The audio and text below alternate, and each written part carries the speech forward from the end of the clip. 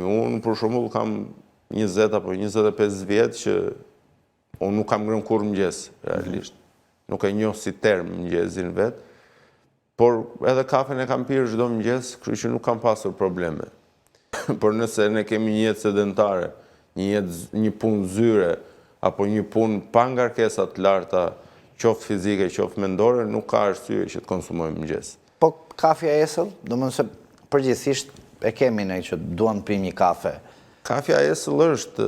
Edhe ndoshta që të rrimë në 1 orë para se të fillojmë punë. Ka disa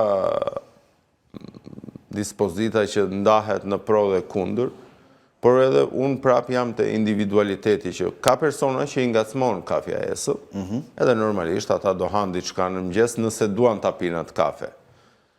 Por ka persona që mund ta pinë kafen esëll pa asnjë lloj problemi. Unë për shembull kam 20 apo 25 vjetë që unë nuk kam ngrënë kur mëngjes, realisht.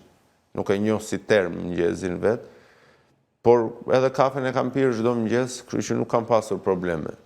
Nëse një person është i ndjeshëm nga stomaku, ka një problem me stomakun, gastrit apo refluks apo gjëra të këtilla, normalisht kafja mund të jetë irritues. Por kjo varet vetëm nga individualiteti i personit. Nuk ka një one size fit all.